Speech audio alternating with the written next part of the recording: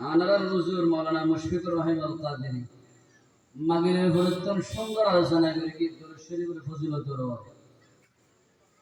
মাহফিলাতুল হেদায়েত নদিয়ানোর বড় ভবনের যে দরুদ শরীফের আলোচনা শেষ হইতে দরুদ শরীফের পাওয়ার দিয়ে আর দরুদ শরীফ পড়তে বলে করবেন না রাসূল হতে দরুদ শরীফ যদি হনি কি ফরজ হয় নগদ 3 আল্লাহ নগদ আল্লাহ 3 আল্লাহ মানুষের জীবনত আল্লাহ তাআলা 3 গুনাহ 10 গুনাহ আল্লাহ মাফ করে দিবেন আলহামদুলিল্লাহ না হইবেন না 2 নম্বরের মাঝে যে গুনাহ মাফ করিব গুনার যে জায়গাগান হালি আল্লাহ হালি রাখি তাও এটা আল্লাহ দর্শন সওয়াব দি করে দিবেন এরপরে ওই দরুদ শরীফ পড়নেওয়ালা ব্যক্তির জন্য আল্লাহ তাআলা 10টি দরজাত 10টি মর্যাদাকে বুলন্দ করে দিবেন যেরকম না সুবহানাল্লাহ তাহলে দরুদ শরীফ একটু সমস্যা করতে পারবো না আর একবার দরুদ শরীফ পড়ি আল্লাহুম্মা সাল্লি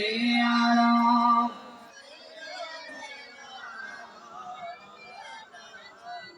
ওয়ালা আলি সাইয়্যিদিনা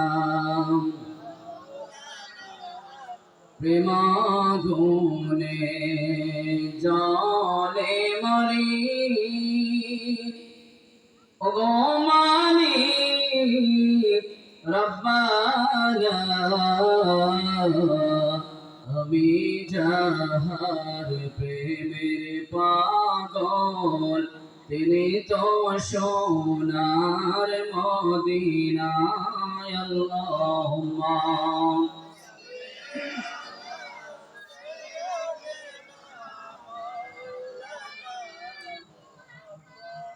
وعلى آل سيدنا يا رسول الله तुही उम्मतों की रहनुमा रोज़ महशर में तो ही होगा उम्मतों की रहनुमा अल्लाहुम्मा सल्ली अला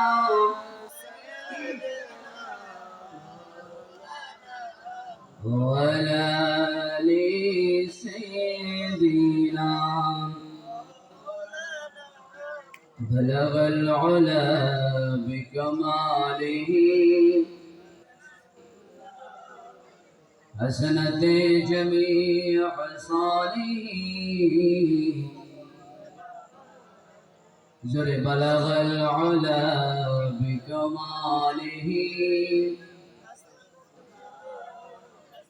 حسنت جميع صالحه صلوا عليه وآله نهر الكرم بحر العطاء منك جرى يد الصفا من سلمك أي مصطفى مقصوبه نعم الجزاء بلغ العلا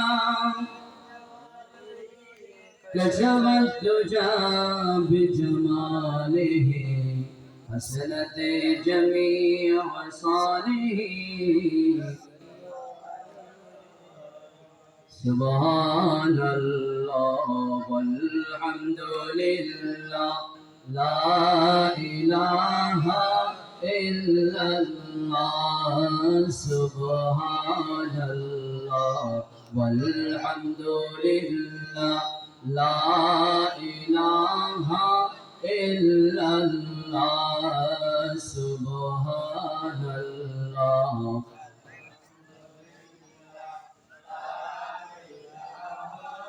إلا الله لا إله إلا الله لا إله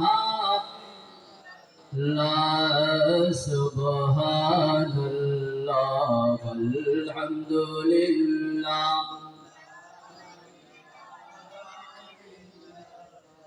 لا إله ইল্লাল্লাহ লা ইলাহা حسبي ربي جل الله ما في قلبي غير الله نور محمد صلى الله لا إله إلا حسبي ربي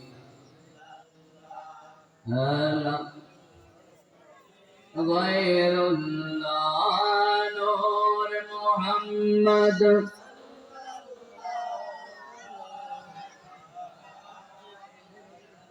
আমার আল্লাহর নাম ভালো লাগে কথা বলতে হবে আমার আল্লাহর নাম ভালো লাগে না খারাপ লাগে আল্লাহ তাআলার নাম জপলে আল্লাহ বলেন বান্দা আমার জিকির করে আর আমি কুল কায়নাতের মালিক আল্লাহ বান্দার জিকিরের প্রতি উত্তরে আমি বান্দার জিকির করি যেরকম সুবহানাল্লাহ আল্লাহ বলেন বান্দা যখন একা জিকির করে আমি তাকে একা রহমত করি আর বান্দা যখন মজলিসে বসে জিকির করে আমি আল্লাহ ওই আরশে আজিমে নূরি ফেরেশতাদেরকে নিয়ে মিলাদের মাহফিল করে সিরাতের মাহফিল করে মজলিস করে আমি আল্লাহ আমার বান্দার জিকিরের উত্তরে আমার বান্দার জিকির করি যেরকম সুবহানাল্লাহ কুল কায়নাতের মালিক যদি আমাদের জিকির করেন সে জিকির আমাদের বেশি করে করার দরকার আছে না নাই আরো একবার বলি সুবহানাল্লাহ আলহামদুলিল্লাহ ইয়া সাফুর ইয়া সাত্তার ইয়া গফুর ইয়া গফফার ইয়া রহিম ইয়া রহমান আনতা আলাইনা بالغفران حسبي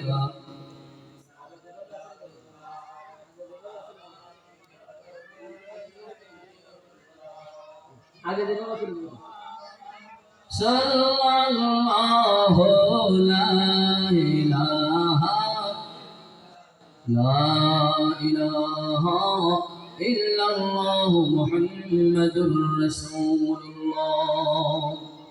সাল্লাল্লাহু আলাইহি ওয়াসাল্লাম সম্মানিত হাজিরিন আপনারা যেখানে এসেছেন আমাদের সবাইকে আল্লাহ তাআলা এখানে এনেছেন ঠিক না ঠিক আল্লাহ যে আমাদেরকে এখানে এনেছেন এজন্য আমরা খুশি না বেজা যদি খুশি হয়ে থাকেন একবার কালিমাত শুকর আদায় করি আল্লাহর শিখানো ভাষায় আলহামদুলিল্লাহ শুকরিয়া আপনাদের প্রিয় নবী হায়াতুন নবী নবী সাল্লাল্লাহু তাআলা আলাইহি ওয়াসাল্লামের প্রতি লক্ষ কোটি দরুদ সালাম পেশ করছি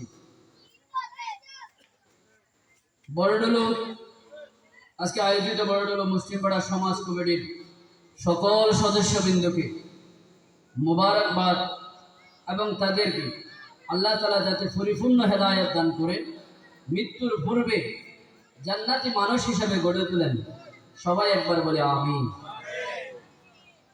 আজকে পবিত্র ঈদ মিলাদুন নবী সাল্লাল্লাহু আলাইহি ওয়াসাল্লাম মাহফিল উদযাপন উপলক্ষে আয়োজিত বড়ডলো মুসলিম পাড়া সমাজ কমিটির উদ্যোগে পবিত্র নূরানী ওয়াজ মাহফিলের সম্মানিত সভাপতি অত্র এলাকার কৃতি সন্তান অত্র সমাজ পরিচালনা কমিটির সম্মানিত সরদার হাজী মোহাম্মদ আবুল কালাম সাহেব আজকের মাহফিলের সম্মানিত প্রধান আকর্ষণ প্রধান বক্তা ইতিমধ্যে আমাদের মাঝে এসে উপস্থিত হয়েছেন বিশিষ্ট ইসলামী চিন্তাবিদ সুললিত কণ্ঠের অধিকারী আহলে সুন্নাতুল জামাতের বলিষ্ঠ কণ্ঠস্বর হাফেজ কারি আল্লামা রায়হান জালালি আশিকি মাদ্দাজুল্লাহুল আলী আল্লাহ তাআলা হুজুরকে হুজুরের হায়াতকে দারাজ করে দিন সকলে বলে আমিন বিশেষ বক্তা হিসেবে আছেন আমার বন্ধুবর হযরত আল্লাহ মাওলানা মাহমুদুল করিম আল কাদেরী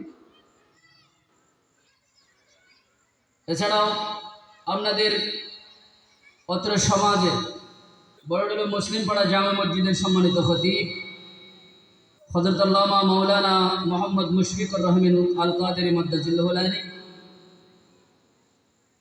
সামনে উপবিষ্ট মুরব্বিয়ান ইসলাম বিরাদারান ইসলাম স্নেহের কোশিকা যারা মাইকের আওয়াজ যত দূর যায় পর্দার অন্তরালে অবস্থানরতা সম্মানিতা সর্বগুণে গুণান্বিতা মা ও বোনেরা আর আরো একবার সালাম জানাচ্ছি, আসসালামু আলাইকুম ওয়া রাহমাতুল্লাহি ওয়া বারাকাতুহু। প্রিয় হাজিরিন, আজকের মাহফিলের নাম হচ্ছে মিলাদুন নবী সাল্লাল্লাহু আলাইহি ওয়াসাল্লাম মাহফিল। আজকের মাহফিলের নাম কি? মিলাদুন নবী সাল্লাল্লাহু আলাইহি ওয়াসাল্লাম মাহফিল। এই মিলাদের মাহফিলে যে আলোচনাগুলো হয়, এই আলোচনা কি কোরআন থেকে হয় না কোরআনের বাইরে থেকে হয়? কোরআন থেকে হয়।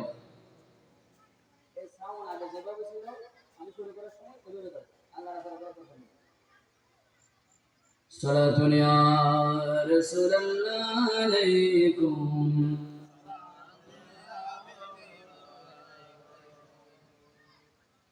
আমরা আজকে যে মাহফিলে উপস্থিত হয়েছি, এই মাহফিল আলোচনা হয় কোরআন এবং হাদিস থেকে। কোরআন এবং হাদিস থেকে। তো কোরআন হাদিসের আলোচনা, এটা শোনা, বলা, করা, এটা জায়েজ না না জায়েজ? জায়েজ। আজকে আমরা আলোচনা করব আমার নবী সাল্লাল্লাহু তাআলা আলাইহি ওয়াসাল্লামের জীবন থেকে। কার জীবন থেকে? নবী মুহাম্মদুর রাসূলুল্লাহ সাল্লাল্লাহু আলাইহি ওয়াসাল্লামের জীবন থেকে আমরা আলোচনা করব, শুনবো। ওমা তৌফিক ইল্লা বিল্লাহ, জোরে বলেন আমিন। মাঠের মধ্যে কি কথা বোঝা যাচ্ছে? কথা বোঝা যাচ্ছে? আমরা যতক্ষণ আলোচনা করব, আল্লাহ তাআলা যেন আমাদেরকে আলোচনাগুলো শুনে মানার নিয়তে বসার এবং শোনার তৌফিক দান করে, সকলে বলে আমিন। আপনাদের কাছ থেকে আমি আশা করব, আপনারা আমি যতক্ষণ আলোচনা করব অন্ততপক্ষে আমরা একটু সাউন্ড দিয়ে একটু কথা বলে আমাকে সাহায্য করবেন। করবেন তো ইনশাআল্লাহ? আজকে আমরা আলোচনা করব আমার নবী হায়াতুন নবী নবী সাল্লাল্লাহু তাআলা আলাইহি ওয়াসাল্লামের জীবনের উপরে। কার জীবনের উপরে? আমার নবীজির জীবনের উপরে, যে জীবনের মধ্যে রয়েছে সকল মানুষের জন্য, সর্বযুগের সকল মানুষের জন্য, সর্বযুগের সকল ইনসানের জন্য, যার জীবনের মধ্যে শিক্ষা রয়েছে, যেরকম সুবহানাল্লাহ। আমরা একবার বরকতের একটি আয়াতে কারিমা তেলাওয়াত করব। অন্ততপক্ষে আউযু বিল্লাহি এবং বিসমিল্লাহ আমরা একসাথে তেলাওয়াত করতে পারবো তো ইনশাআল্লাহ? আউযু বিল্লাহি মিনাশ শাইতানির রাজীম। বিসমিল্লাহির রাহমানির রাহিম। لقد كان لكم في رسول الله أسوة حسنة. صدق الله المولانا العظيم وصدق رسوله النبي الحبيب الكريم ونحن على ذلك من الشاهدين والشاكرين. قال رسول الله صلى الله عليه وسلم عن أنس بن مالك قال خدمت رسول الله صلى الله عليه وسلم 10 سنين فما قال لي أفي قط إلى آخر الحديث أو كما قال النبي صلى الله تعالى عليه وسلم. مرحبا. প্রিয় হাজির, আজকে যখন আমরা এখানে আলোচনা করছি, বাংলাদেশের দিকে যদি তাকান তাহলে দেখতে পাবেন বাংলাদেশে অলরেডি 2টি ধারা প্রচলিত হয়েছে। কয়টি ধারা? 2টি ধারা। একটি ধারা কোরআনের পক্ষে, আরেকটি ধারা কোরআনের বিপক্ষে। ঠিক না বেঠিক? একটি ধারা মিলাদের পক্ষে, আরেকটি ধারা হচ্ছে মিলাদের বিপক্ষে। একটি ধারা মিলাদুন নবী সাল্লাল্লাহু তাআলা আলাইহি ওয়াসাল্লাম মাহফিলের তাবারুককে রোগের শেফা মনে করে। আরেকটি ধারা এমন আছে যাদের আকাবিররা মিলাদ মাহফিলের তাবারুককে পায়খানার সাথে তুলনা করে। ঠিক না বেঠিক? যারা মিলাদুন নবী সাল্লাল্লাহু তাআলা আলাইহি ওয়াসাল্লাম মাহফিলের তাবারুককে, সিন্নি মুবারক, যত প্রকার তাবারুক করা হয়, তাবারুককে যারা পায়খানার সাথে তুলনা করলো, আমরা দেখতে পেলাম তাদের জীবনটা তো দুনিয়াতে জাহান্নাম হয়েছে। শেষ পর্যন্ত আপন দলের লোক দ্বারা লাঞ্ছিত হয়ে দুনিয়া থেকে বিদায় হতে বাধ্য হয়েছে। ঠিক না বেঠিক? আর আমরা দেখেছি হুজুর আল্লামা ইমাম হাশিমি যখন মারা যায়, আহলে সুন্নাত ওয়াল জামাতের সমস্ত সদস্যরা আশিক রাসূল ভাইয়েরা তাকে মোহর ভালোবাসার মধ্যে ভালোবাসায় বাসিয়ে দেয়, ফুলে ফুলে তার কবরটাকে ভরিয়ে দেয়। আর তার জন্য আজও পর্যন্ত সকল মাহফিলে মানুষেরা সালাম দেয় কি দেয় না? তার মানে বোঝা গেল মিলাদের পক্ষে থাকলে দুনিয়া এবং আখিরাতে ইজ্জত পাওয়া যায়। আর মিলাদের বিরুদ্ধে যারা যায় তারা সমাজের যত বড় শ্রেণীর নেতৃত্বস্থানীয় লোক হোক না কেন, তাদেরকে আল্লাহ লাঞ্ছনার মাধ্যমে দুনিয়া থেকে বিদায় করেন। জোরে করে ঠিক না ঠিক? আমরা মিলাদের মাহফিলে থাকবো তো? জোরে বলেন, আমরা মিলাদের মাহফিলের সাথে আসি তো? মিলাদ মাহফিল যেখানে আমরা আসি, আল্লাহ তাআলা আমাদের সবাইকে কবুল করুক। জোরে বলেন আমিন। আল্লাহ রাব্বুল আলামিন কোরআন পাকের মধ্যে বলেন, কেমন নবীর উম্মত তোমরা হয়েছে জানো নাকি? দুনিয়ার শুরু থেকে কিয়ামত আসা পর্যন্ত যত কোটি মানুষ আসবে, সমস্ত মানুষের জন্য আর কাউকে লাগবে না। দুনিয়াতে যদি সফল হতে চাও, আখিরাতে যদি সফল হতে চাও, তাহলে একজন মানুষের, একজন নবীর জীবন তুমি শিক্ষা পাবে। তিনি হচ্ছেন মুহাম্মদুর রাসূলুল্লাহ সাল্লাল্লাহু আলাইহি ওয়াসাল্লাম।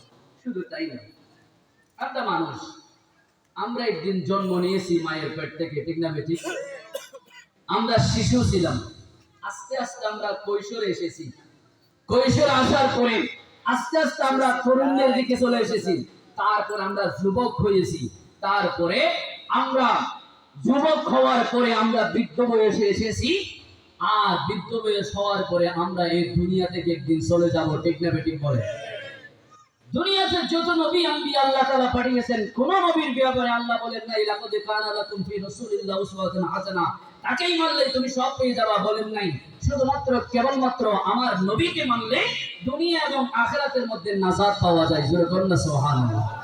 শুধু তাই নয়, আল্লাহ বলেন আল ইয়াউমা আকমালতু লাকুম দীনাকুম, আমি দ্বীনকে যথেষ্ট করে দিয়েছি।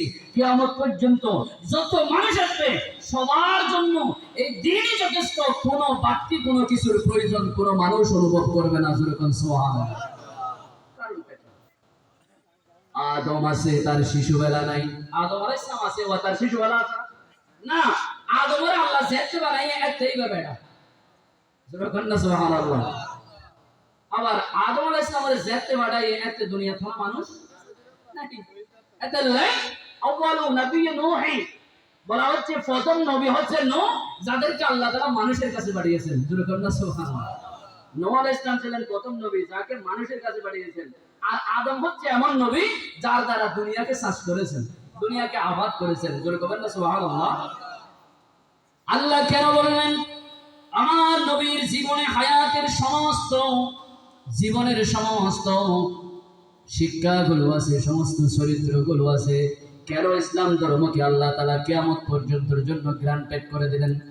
কারণ হলো আদম আলাইহিস সালাম দুনিয়াতে এসেছেন, তার ছোটবেলা ছিল না, তার সব সময় বড় বেলায় ছিল, বৃদ্ধ বেলা ছিল। কোন মানুষ যদি তার ছোটবেলাকে অনুসরণ করতে যায় সে পায় না।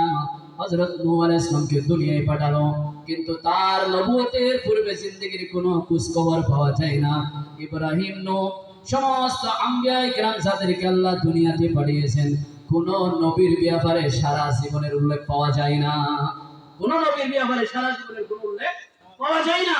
কিন্তু একমাত্র কেবলমাত্র আমার নবী, নূর নবী, হায়াতুন নবী, নবীউল আখির, নবীউল মুকাফফির, নবীউর রহমান, নবীউত তাওবা, নবীউল মালাহি, নবীউল মাহি, নবীউল মুহাম্মদ, নবীউল আহমদ, নবীউল কাসিম, নবী মুহাম্মদুর রাসূলুল্লাহর জীবনকে শুরু থেকে শেষ পর্যন্ত পাওয়া যায়। জোরে বলুন সুবহানাল্লাহ। এজন্য আল্লাহ বলেন লাকাদ কানা লাকুম ফি রাসূলিল্লাহি উসওয়াতুন হাসানাহ, মানতে চাও নবীকে মানো। তার জীবনের জন্ম থেকে মৃত্যু পর্যন্ত সমস্ত জীবনটাই তোমাদের জন্য শিক্ষা। জোরে বলুন সুবহানাল্লাহ। এটার নাম হচ্ছে লাকাদ কানা লাকুম ফি রাসূলিল্লাহি উসওয়াতুন হাসানাহ। যাকে শিশুবেলায় মানা যায়, যাকে 10 বছর বয়সে মানা যায়, যাকে 20 বছর বয়সে মানা যায়, যাকে তরুণ বয়সে মানা যায়, যাকে যুবক বয়সে মানা যায়, যাকে বৃদ্ধ বয়সে মানা যায়, যাকে মৃত্যুর সময় মানা যায়, যার জীবনটা আমাদের জন্য কল্যাণকর, যার মৃত্যুটা আমাদের জন্য কল্যাণকর, যে নবী দুনিয়া থেকে পর্দা করলেও কবরে জিন্দা থাকে, যে নবী হাসরের ময়দানে সর্বপ্রথম উঠবে, যে নবী সর্বপ্রথম সুপারিশ করবে, যেই নবীর আগে কেউ জান্নাতে যেতে পারবে না, সেই নবী হচ্ছেন আমাদের নবী, নবী মুহাম্মদুর রাসূলুল্লাহ। সুবহানাল্লাহ। এটাই হচ্ছে আমার নবী, এটাই হচ্ছে আমার নবী। এমন নবী ভাই আমরা খুশি না বেজান? এমন নবী ভাই আমরা খুশি না বেজান? খুশি হলে একবার বলি আলহামদুলিল্লাহ।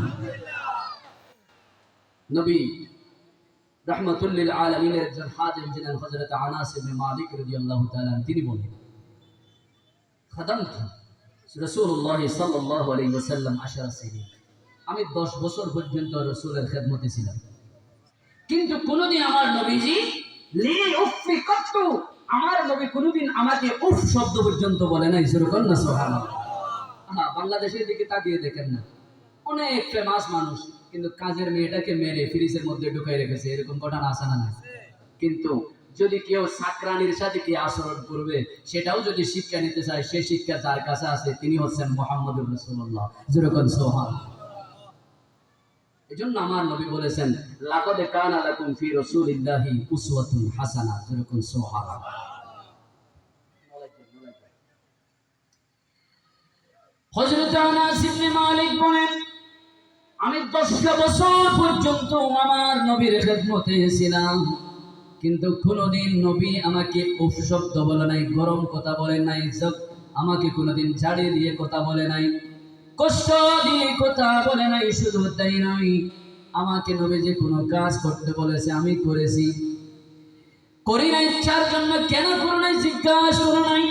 আবার আমি কোনো কাজ করেছি, কেন করেছো তাও জিজ্ঞেস করে নাই। আনাস ইবনে মালিক রাদিয়াল্লাহু তাআলা আনহু বলেন, শুধু তাই নয়, আমি জীবনে এমন কোন নরম জিনিস আমি স্পর্শ করি নাই, এমন কোন রেশমের কাপড় আমি স্পর্শ করি নাই যা আমার নবীর হাত মুবারকের চাইতে নরম হতে পারে। যেরকম সুবহানাল্লাহ। আমার নবীজির হাত মুবারক এতটা নরম ছিলেন, আমার নবী যখন কারো গায়ে হাত বোলাতেন সে আরাম অনুভব করতো অটোমেটিকলি। যেরকম সুবহানাল্লাহ। কিছুটা নরম না? নরম তো। রেশমের কাপড় তো আমরা পরি না, এটা অনেক দামি কাপড়, মসলিন কাপড়। এটাকে এমনও শাড়ি নাকি আমাদের এখানে ইতিহাসে আমরা পড়েছি, এমনও শাড়ি নাকি আছে যা সুপারির ফুলের ভিতরে ঢুকিয়ে দিয়ে যায়। এরকম শাড়ি আমাদের দেশে ছিল এক সময়, যাকে মসলিন কাপড় বলা হয়। কিন্তু আনাস ইবনে মালিক বলেন, আমি এত নরম জিনিস কোথাও দেখি নাই যা আমার নবীজির হাত মুবারকের মতো হতে পারে। যেরকম না সুবহানাল্লাহ। সালাতুন ইয়া রাসূলুল্লাহ আলাইকুম। সম্মানিত হাজিরিন, আশা করব আপনারা আমার দিকে তাকাবেন। হুজুর আসছে ইনশাআল্লাহ তাকাইতে পারবেন। এখন আপনারা যদি একটু এলোমেলো করেন তাহলে আমার কথা বলতে একটু সমস্যা হবে। আলোচনাটা ভালো লাগতেছে না? এই আলোচনাগুলো আমার নাকি রাসূলুল্লাহ সাল্লাল্লাহু আলাইহি ওয়াসাল্লামের কথা? কার কথা? আমার রাসূলের কথা না? আমার রাসূলের কথা শুনতে ভালো লাগে না খারাপ লাগে? কেন এত ভালো লাগে আমার নূর নবীর নাম, আর ভালো লাগে নবীর দরুদ সালাম, নবীর দরুদ সালাম, নবীর দরুদ সালাম। যেন কন্যা সুবহানাল্লাহ। আমার নবীর নাম ভালো লাগে না খারাপ লাগে? সময় অল্প। আমার নবী সাল্লাল্লাহু আলাইহি ওয়াসাল্লামের ব্যাপারে আনাস ইবনে মালিক হাদিসে পাকের তিরমিজি শরীফের 264 নম্বর হাদিসের মধ্যে তিনি বয়ান করেন যে আমার নবী মুবারক, আমার নবী সাল্লাল্লাহু আলাইহি ওয়াসাল্লামের গাম মুবারকের সুগন্ধি এমন ছিল, আমি দুনিয়াতে এমন কোন আতর দেখি নাই, এমন কোন সেন্ট দেখি নাই যে আতরটা আমার নবীজির গাম মুবারকের চাইতে বেশি সুগন্ধি হতে পারে। যেরকম না সুবহানাল্লাহ। সাহাবীরা আতর লাগাই সেই নবীজির গাম, সাহাবীরা আতর লাগায়। হাদিসে পাকের মধ্যে এসেছে আমার নবী যখন গামাতেন, আমার নবীজির গাম মুবারক গুলো মুক্তোর দানার মতো দেখা যেত। যেরকম না সুবহানাল্লাহ। মা আয়েশা তো বলেন, আরে জুলাইকা তুমি বলো ইউসুফ তো সুন্দর সুন্দর, তুমি তার প্রেমের দেওয়ানা হয়ে গেছো, তোমাকে আল্লাহ তাআলা যুবতী বানালেন, বৃদ্ধ বয়সে ইউসুফের সাথে বিয়ে দিলেন, কিন্তু তুমি তো জানো না যে ইউসুফের জন্য মেয়েরা হাত কাটে, সেই ইউসুফ কত আর সুন্দর। আমার একটা ইউসুফ আছে যার প্রেমে পড়ে হামজালা কলিজা দিয়ে দেয়। যেরকম না সুবহানাল্লাহ। উহুদের ময়দানে নবী রাহমাতুল লিল আলামিনকে কাফেররা আঘাত করলো, আবু দুজানা এসে নবীজিকে বুকের মধ্যে জড়ায় নিল। হযরতে রাসূল আকরাম সাল্লাল্লাহু তাআলা ইসলামের নূরানি জিসিম মুবারকের দিকে কাফেররা তীর নিক্ষেপ করতে লাগলো। তীর নিক্ষেপ করার বেগ যখন বেড়ে গেল, হযরতে আবু দুজানা রাসূলকে ধরে পিঠটা পিছনে দিয়ে রাসূলকে আগলে রাখলেন। আমার নবীজি বলেন, আমি দেখতে পেলাম শেষ পর্যন্ত আমার আবু দুজানার পিঠে 52টা তীর নিক্ষেপ করেছে। সুবহানাল্লাহ। কেন আসে করবে? আমার নবী বলেন, ও আবু দুজানা, তুমি তো শহীদ হয়ে যাচ্ছ, কোন দিক থেকে তীর আসতেছে এটা আবু দুজানা দেখে না। আবু দুজানা বলেন, निकल जाए तुम तेरी कदमों को नीचे, यही दिल की अर्जू, यही हसरत है सना दुनिया।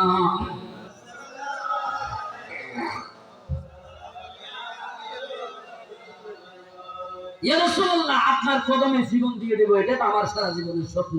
জোরে বলেন না সুবহানাল্লাহ। আমার নবী এমন নবী, মা আয়েশা বলেন, আমার নবী এত সুন্দর যেই নবীর প্রেমে হামজার কলিজা দিয়ে দেয়, আবু দুজানা নিজের পিঠটা তীরের মুখে দিয়ে দেয়, হযরতে আলী পা মোবারকে তীর নিয়ে নামাজ পড়তে দাঁড়িয়ে যায়।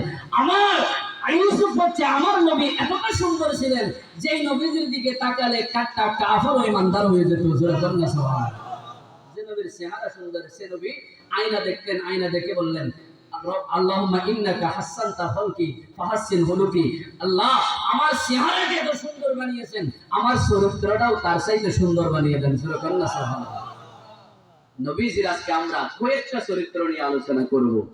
প্রস্তুতি নিয়ে এসেছিলাম অনেক, কিন্তু সময় যেহেতু সংক্ষিপ্ত, আমাদের প্রধান আকর্ষণ চলে এসেছেন, আসলে আলোচনা করার মতো সময় সুযোগ নেই। এজন্য আমরা কয়েকটা বিষয় নিয়ে আলোচনা করব যেটা সমাজে দরকার, যেটা সমাজে দরকার, যেটা দরকার, সবগুলোই দরকার, কিন্তু যেটা বেশি দরকার সেটাকে আমরা কি করব আজকে নির্বাচন নয় নির্বাচন করব। অর্থনীতির একটা ধারা আছে, যখন তোমার অভাব বেশি হয়ে যায় তখন তুমি টাকাও থাকে না, ওই মুহূর্তে তোমার কাজ হলো অর্থনীতিতে এটাকে বলা হয় নির্বাচন।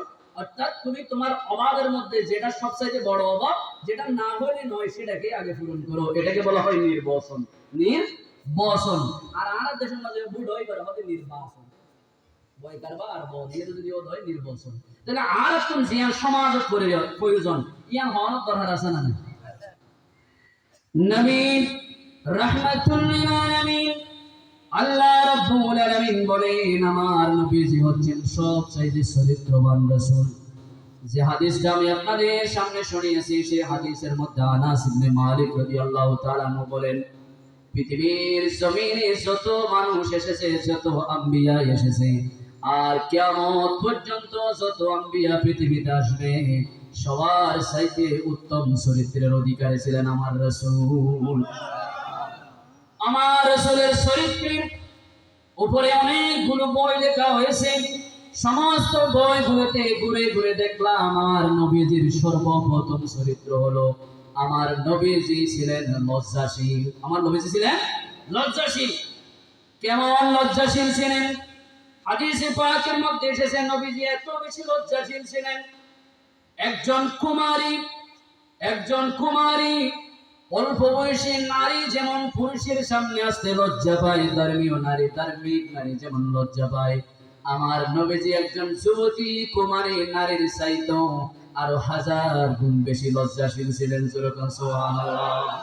এলো জানাত আছে না নাই? তো রাসূলটা এমন লজ্জাশীল রাসূল আছেন যে মা হালিমাতুস সাদিয়া হবে আর রাসূল হদিন না হাদিত কুদার জারাই না হাদা রাসূল হনে দিন হত টাইমে হত রাসূল তখনই না দিত যখন রাসূলের সতর মুবারক থেকে কাপড়টা সরে যেতেন। মুহাম্মদুর রাসূলুল্লাহ শিশু বেলায় তার লজ্জার চান ঢাকাবে এটা মানতে পারতেন না, কাপড় সরার সাথে সাথে ওয়া করে কেঁদে উঠতেন। জোরে বলেন না সুবহানাল্লাহ। এমন লজ্জাশীল রাসূলের উম্মত আমরা, এই লজ্জাশীল রাসূলের উম্মত হয়ে এই লজ্জা আমাদের থাকা দরকার আছে না নাই? আমাদের দেশে লজ্জাশীল পুরুষ আছে যারা হাফ প্যান্ট পরে, সমাজে এরকম লোক আছে না নাই? যারা লজ্জাশীল তারা হচ্ছে আমার নবীর দলের লোক। যারা লজ্জা নাই তারা হলো বেহাইয়া ফেরাউনের লোক। লজ্জাশীল হলে নবীর উম্মত বানা যায়, লজ্জা যদি চলে যায় তাহলে যে ব্যক্তির লজ্জা নাই সে দুনিয়াতে সমস্ত অবৈধ কাজ করতে পারে। ও যার তো লজ্জা নাই এটা যেন মনে হয় এন গরিব করে, আর জীবের তো লজ্জা আছে এটা সহজে টিভির দোকানে কইন্যারে জীবে সহজে সতর্ক করে হাফ প্যান্ট পরে পরে রাস্তা রাস্তা লড়ার বুড়িন্ন পারে জোর না ঠিক না। আর যুবক ভাই লক্ষণ ইল্লাহ ওদের হাজ্য আসানা না, এই হাজ্য দিন পরিহার করানোর দরকার আসানা না। যে রাসূল শিশু বেলায় লজ্জাশীল ছিলেন, আমার মা আমেনা রাদিয়াল্লাহু তাআলা আনহা বলে আমি চাইলাম আমার সন্তানটা হওয়ার পরে পুরুষ হয়েছে নাকি নারী হয়েছেন, আমার রাসূল অন্য ছেলেরা হওয়ার পরে সিট হয়ে ওয়া কান্দে আর আমার রাসূল উপুট হয়ে জমিনে সিজদা দেয়। জোরে কর না সুবহানাল্লাহ। রসুলের লজ্জাস্থান মা আমেনা দেখতে পারেন নাই, যে রসুলের লজ্জাস্থান মা আমেনা দেখতে পারেন নাই, যে রসুল শিশুবেলায় বেসতর হলে কেঁদে উঠতেন, যে রসুল বড় বেলায় যে রসুল কুমারী নারীর চাইতে অধিক বেশি লজ্জাশীল ছিলেন, সে রসুলের উম্মত যারা দাবি করবে তাদেরও লজ্জা থাকার দরকার আছে না নাই? আমার রসুল দ্বিতীয় নম্বরে ছিলেন, আমার রসুল সত্যবাদী। আমার রসুল কি ছিলেন? সত্যবাদী। আমার রসুল এমন রসুল 63 বছরের জিন্দগিতে আমার রসুল কোনদিন একটা মিথ্যা কথা বলেন নাই। সুরে কন্যা সুবহানাল্লাহ। ও একটা না মনোযোগ দন করে। আচ্ছা ওনারা যারা এরা ওনারা সকাল হইতে এই পর্যন্ত মিশা হতা না হইয়ে রে বাসি থাকতে জানতে এল্লা ওরা মানে শাসন না ব্যাগ করে বেচার মিশা হতা হইয়েন না ওই তো ওরা বেগ না হয়েছে। কিন্তু আর রসুলের জীবনের শিশু থেকে বৃদ্ধ বয়স পর্যন্ত, রসুলের জন্ম থেকে অপাতকালীন সময় পর্যন্ত কোনদিন রসুল পাক সাল্লাল্লাহু আলাইহি ওয়াসাল্লাম সিঙ্গেল একটা মিথ্যা কথাও বলেন নাই। জোরে বলুন সুবহানাল্লাহ। আমার নবীজি মিথ্যা বলতে নিষেধ করেছেন। মিথ্যা বলা কবিরা গুনাহ, মিথ্যা কোনো গুনাহ নয়। আমি বলি মিথ্যা হলো গুনাহের মিছিল। মিথ্যা কি? গুনাহের মিছিল। আমি শেষ করে দেব। মিথ্যা হচ্ছে গুনার মিছিল। মিথ্যা কোনো গুনাহ না। কেমন গুনার মিছিল? ও গদাতে ক্লাস হতে শেওড়া কে তুই হালিয়া না দে অথচ রাত অসুখ হয়ে যায়। হাত তো গিয়ে দে অসুখ হয়ে যায় বালা হতা তো তোর অসুখ হয়ে ডাক্তার দেখাই না বলে দেখাই তো ওষুধ কি দিয়ে হবে ভাড়া তারপর তো ওষুধ খাই না হলে খাই তো এখন কেমন ছোট খেলা ভালো আছে তোমার কিরে তো ওষুধ তোমার কিছু না হয় না অথচ রাম্মা হ্যাঁ হাঁদা হাইন্দে রাতি মানুষ বুঝে দেখি একখান মিশা হতে হল দিয়ে কি হারিয়ানো হয়েছে অসুখ হয়ে ইতে অসুখ হয়ে যান সমান করি বললাই বলি এটা তোর আরো 10টা মিশা হতে হবে ও হন বইজেন না করে ওরে কি এত লাই গুনাহ মিশা হতে হলো গুনাহ নয় গুনাহ মিশা হতে হলে গুনার মিছিল মিশা হতে হলে লিডার তার পিছনে কর্মী হলে আরো মিশা হতে আসে না আরে মিশা হতে হইলি দুইয়ান হতি ভগবান হতি যে তিনজন হতি এক নম্বরে ক্ষতি হইনি মিশা হতে হওয়ার সাথে সাথে ইতার গালিয়ার না হতে যাবে গ্রহণ না নাউজুবিল্লাহ কত মিশা হতা যে হই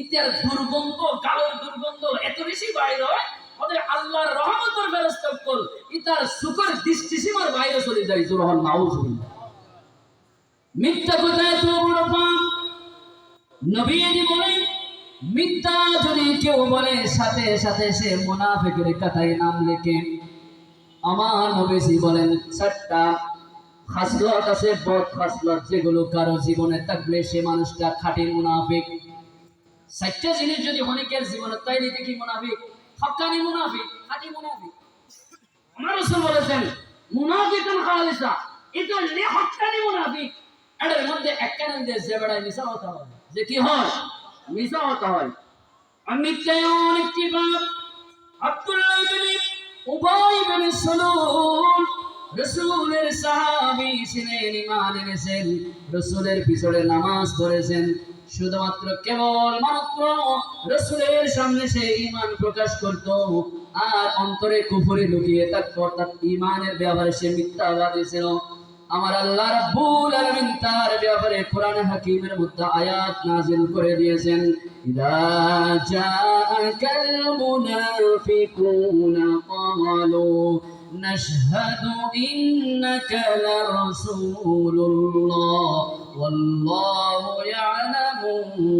ওয়াল্লাহু ইয়াশহাদু ইন্নাল মুনাফিকিনা লাকাযিবুন রাসূল আব্দুল্লাহ ইবনে সামনে আইরে অনরে ইমান অনরে রাসূল বলে সাক্ষ্য দেই আয় আল্লাহ তো জানি অনরে রাসূল কিন্তু এতে জিয়ান হওয়ার ইয়া হতে মিসাওয়াতা জুরহান না নাউজুবিল্লাহ এতে মিথ্যাবাদী কেন ওটা হারানোর নেই এতে মুখে রাসূল হয়ে আসা অন্তরের ভিতরে এটা অনেক দূরে দুশ্মনী করে যে ও ভাই রাসূলের পিছনে নামাজ পড়লো রাসূলুল্লাহ ইফতার করলো শেষ পর্যন্ত পরিণত হয়ে রাসূল পাক সাল্লাল্লাহু আলাইহি ওয়াসাল্লাম যেতে নামাজ পড়াই রাসূলের জুব্বা মুবারক দিয়ে শুধু তাই না রাসূলের থুতু মুবারক আব্দুল্লাহ ইবনে উবাই থুতু মুকম্মালে নিয়ে দৌড়ানোর পরে আল্লাহ রাব্বুল আলামিন কোরআন পাকের আয়াত নাযিল করছে ওয়ালা তুসাল্লি আলা আহাদিন মিনকুম মাতা আবাদা কিয়ামত পর্যন্ত হে রাসূল আর কোন মুনাফিকের জানাজা পড়বেন না জোরে করে নাউজুবিল্লাহ শুধু তাই নয় আমার রাসূল আল্লাহ তাআলা আদেশ করলেন ওয়ালা তাকুম আলা কবরি তার কবর জিয়ারত করবেন না তার কবর জিয়ারত করবেন না কেন ইস্তাগফির লাহুম আও লা তাস্তাগফির লাহুম ইন তাস্তাগফির লাহুম 70 মাররা যত কমাছেন যে রাসূল ইশারা করলে মাফ হয় যে রাসূল ইশারা করলে গুনাহ ইশারা করলে আরজি কবুল হয়ে যায় সেই রাসূলকে আল্লাহ বলেন 70 বার মাফ চাইলেও আমি এই মুনাফিকের দোয়া কবুল করব না জোরে কোন না নাউজুবিল্লাহ তাহলে মিসাফা তামান্নান ছোট অপরাধ না বড় অপরাধ ওদের আর 10 মিনিট সময় দিবেন কেবল করুনি হারাম আর হাসল তো মাসালা নেই মাসালাই গেল এরকম মত এটা লাই 10 মিনিট সময় দিবেন আয় আর প্রধান আকর্ষণ যারা ফজরুল মাওলানা রায়হান জালালি হুজুর বারাকাল্লাহু ফি হায়াতে আমার কাছে একটু সময় বার্তা করে একটু অনুমতি নেই হুজুর যদি অনুমতি দেন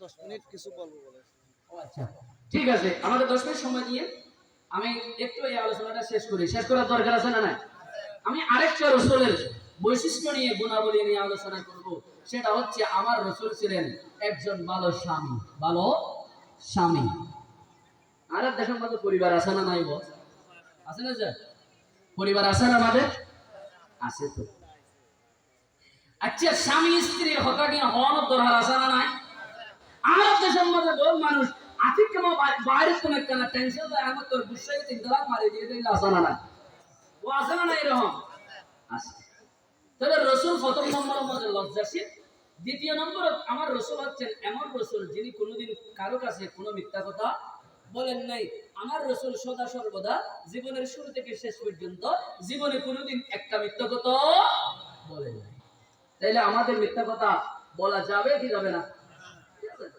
অনেকে আছে মোবাইল নিয়ে হুজুর আপনি আমি তো এখন একটু বড় চলে আসি এখন তখন সে কোথায় বড়ডলতে আবার সে বড়ডলে দাঁড়িয়ে বলে আমি তো একটু কাটরা চলে আসি আমি একটু ফড়িক চলে আসি বলে কি বলেন ওটা মনার বেশি দেখানো যাচ্ছে এটা হতে ইতে যাচ্ছে না ধর মনে হয় আমরাও নদী ফেলে জোরে হল্লা নাউজুবিল্লাহ আমার রাসূল ছিলেন ভালো স্বামী ভালো স্বামী কেমন ভালো স্বামী রাসূল আমার আজওয়াজে মুতাহহারানকে এত বেশি ভালোবাসতেন মায়েশা সিদ্দিকা বলেন রাতের বেলা চাঁদের আলোতে আমি আর আমার নবী সাল্লাল্লাহু আলাইহি ওয়াসাল্লাম আমরা দুজন মিলে দৌড় প্রতিযোগিতা দিতাম জোরে বলেন না সুবহানাল্লাহ শুধু তাই নয় তিনি বলেন একদিন তো এমন হলো আমি আমার রাসূল পাক সাল্লাল্লাহু তাআলা ইসলামকে নিয়ে মসজিদে নববীর সেহরের মধ্যে বসলাম আমি আসমানের দিকে তাকিয়ে দেখলাম আসমান থেকে আমি আবার জমিনের দিকে তাকাই আমার রাসূলের চেহারার দিকে তাকাই আমার কাছে মনে হলো আমার রাসূল পাক সাল্লাল্লাহু তাআলা ইসলামের চেহারা দেখে ওই আসমানের 14 দিনের পূর্ণিমার চন্দ্রটা যেন লজ্জা পেয়ে গেল সুবহানাল্লাহ হাদিসে এসেছে আমার রাসূলের শরীরটা রূপার মতো রূপা দিয়ে গঠনে যেমন সুন্দর লাগে আমার রাসূল কেমন সুন্দর যে সুন্দরকে কোনো মেসাল দিয়ে বর্ণনা করা যায় না তেমন সুন্দর জোরে করে না সুবহানাল্লাহ আমার নবী ছিলেন একজন স্বামী রাসূল পাক সাল্লাল্লাহু তাআলা আলাইহি ওয়াসাল্লাম এমন স্বামী ছিলেন যিনি কোনোদিন মা আয়েশা বলেন রাসূল তো কোনোদিন কাউকে মারেন নাই যুদ্ধের ময়দান ছাড়া এমন কি নিজের স্ত্রীদেরকেও কোনোদিন কোনো প্রহার করেন নাই মারেন নাই যেরকম না সুবহানাল্লাহ আল্লাহ তাআলা কোরআনে হাকিমের মধ্যে ঘোষণা দিয়েছেন তোমরা নারীদেরকে ফটাফট তালাক দিয়ে দাও আর রিজালু কাওয়ামুনা আলান নিসা বিমা ফাদ্দালাল্লাহু বা'দুহুম আলা বা'দ আমার আল্লাহ বলেন আমি পুরুষদেরকে নারীদের উপরে কর্তৃত্ব দান করেছি চালনার শক্তি বানিয়ে দিয়েছি একের উপর অন্যের মর্যাদা বৃদ্ধি করে দিয়েছি খবরদার তোমাদের মধ্যে ঝগড়া হতে পারে বিবাদ হতে পারে কিন্তু ঝগড়া বিবাদ হলে পরে এমনিতে 3 তালাক মেরে দিও না তালাকের দিকে তোমরা যাইও না কারণ তোমার জীবনে স্ত্রীর অনেক অবদান আছে আবার স্ত্রীর জীবনেও তোমার অনেক অবদান আছে। হুন্না লিবাসুল লাকুম ওয়া আনতুম লিবাসুল লাহুন্না। আমি আল্লাহ স্ত্রীকে পুরুষের জন্য পোশাক বানিয়েছি, আর নারীদেরকে স্বামীদেরকে স্ত্রীদের জন্য পোশাক বানিয়েছি, আর স্ত্রীদেরকে স্বামীর জন্য পোশাক বানিয়ে দিয়েছি। তার অর্থ হলো স্ত্রীর দুষ্গুণ মানুষকে বর্ণনা করিও না, আর স্বামীর দোষ তোমরা মানুষের কাছে বর্ণনা করিও না। সুবহানাল্লাহ সুবহানাল্লাহ। ও আরব দেশের বউকে কি রইতে নেই এ গোলামের উপর এখনো শান্তি নাই, তো এখনো শান্তি নেই, তোর বিয়া করে কিছু না পাইতো এটা হয় না। আর রাসূলুল্লাহ যে মাইনে হদিয়া রাসূলুল্লাহ বালিশ লাইতো না আই, আর এই উরু মুবারকের মাঝে অনেক মাথা মুবারক রাখিতে নিজের জন্য মনে করছে সুবহানাল্লাহ সুবহানাল্লাহ। আর রাসূলের মাথায় বারে কানের মাঝে দিয়ে রে মায়েশা সিদ্দিকা রাদিয়াল্লাহু তাআলা না সামনে বড় মাঝে মসজিদে নববী সেহানত দুই দিকে ই বললে আর রাসূল ই বললে আর রাসূলের বউ এটার মধ্যে ইসলামের মহব্বত আছে। সুবহানাল্লাহ হইবা না যায়। আমার আল্লাহ বলেন তালাক দিও না তাড়াতাড়ি, তার আগে 5 দফা কর্মসূচি আমি দিলাম, এই 5 দফা কর্মসূচি করো। সংসারক মহোদয়কে আমি বলবো এই আয়াতটা শেষ করার পরে আমি শেষ করে দেব, দয়া করে একটু সময় দিবেন।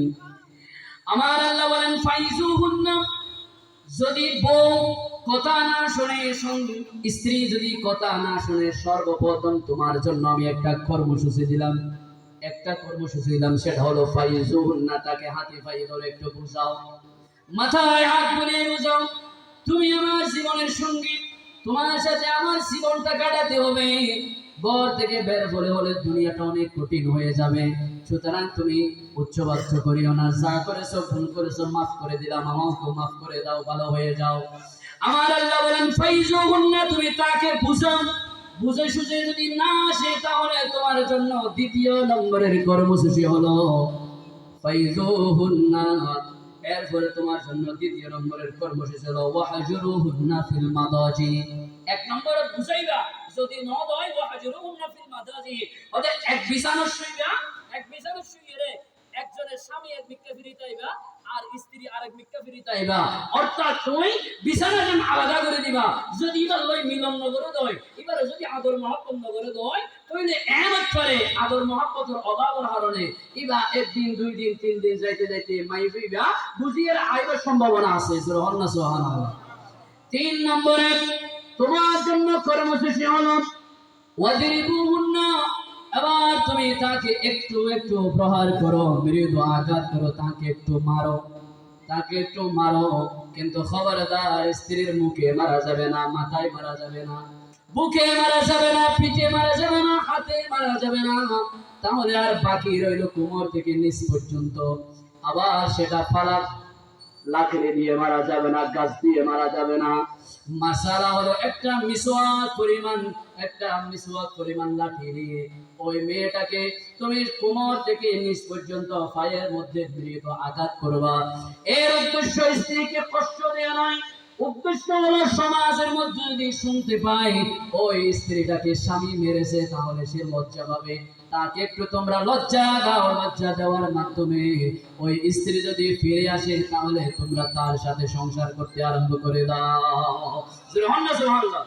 ও হানা সিজদা করে মারা যাবে না, ও ওজন না সমস্যা নাই, মেসো করিনি, কিন্তু একটা ওই লোহা হাড়া যে তার হাড়া দিয়ে ফেলাস লাগে এলা কা ফেলাস দিয়ে মেসো আগে গান করে দুজন দিয়ে তাহলে কেন মাইছে আর না না আর দেশের মশলা গুঁড়া জানাই সারুল্লাহ বেড়ে হাঙ্গারা দে এইটা হলো মুক্তি নাই, আছে না নাই?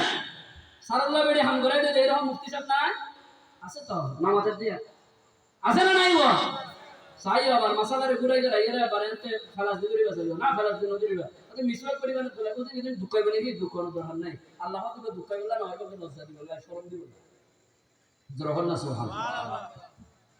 4 নম্বর কর্মসূচি হলো আমার আল্লাহ বলেন তুমি বুঝালা তাও আসলো না, বিছানা আলাদা করলা তাও আসলো না, তাকে তুমি মারলা শরম দিলা তারপরেও আসলো না।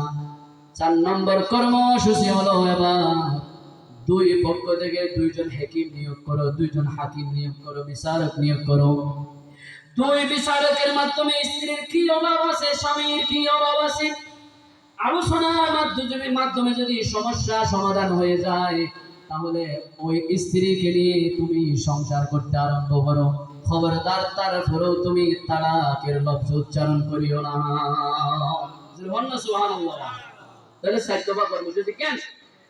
এরপরে যদি হাদিসে পাকের মধ্যে এসেছে যদি তারপরেও না হয় তুমি তাহলে এক হায়েজের মধ্যে এক তুহুরের মধ্যে একটা তালাক দাও, একেবারে 3 তালাক দিও না। তালাক হলো 2 প্রকার। তালাক কয় প্রকার? যে উকল যে তালাকে বেদাত, আর দেশের মহতন আছে যে বেদাত বেদাত করে যে সব বেদাত খারাপ নয়। হলে উকল যে তালাকে বেদাত আর উকল যে তালাকে সুন্নাহ।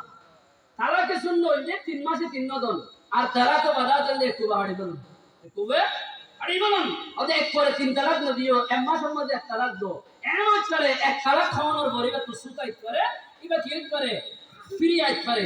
দ্বিতীয় নম্বর হইল যে ওতে এবারে 2 মাসের 2 তালাক দাও, 3 মাসের 3 তালাক দেওয়ানোর পরে একেবারে শেষ, একেবারে শেষ। ওই যে আর দুঃসর মধ্যে তালাক দিবা লাগবে, তালাক সহি দেবো না। আরেকটা জন্য বই বলে আবার মহাবল্লা দিয়ে আল্লাহ যে ফাইন তাল্লাকাহা মিন বাদু হাত্তা তানকিহা যাওজান গায়রা। তালাকে বাইন যদি হয়ে যায়, এটা যদি তালাকে সরি হয়, তালাকে কেনায়া না হয়। তালাক আবার 2 প্রকার, তালাকে সরি, তালাকে কেনায়া। ওদের কেনায়ার জন্য ব্যাখ্যা করার দরকার আছে, সরির জন্য ব্যাখ্যা করার দরকার নাই। এটা যদি সরি শব্দ দ্বারা, যে শব্দ দ্বারা ব্যাখ্যা করা যায় না, ওই শব্দ দিয়ে যদি তালাক হয়, 3 তালাক যদি হয়ে যায়, তাহলে ওই মেয়েটা আরেকটা স্বামী গ্রহণ করার আগ পর্যন্ত তাকে বিয়ে করার কোনো সুযোগ নাই। আল্লাহ তাআলা আমাদেরকে এই মাসালাগুলো বুঝার তৌফিক দান করুক। সকলে বলে আমিন। ওয়া আখিরু দাওয়ানা আলহামদুলিল্লাহি রাব্বিল আলামিন। আসসালামু আলাইকুম ওয়া রাহমাতুল্লাহি ওয়া বারাকাতুহু।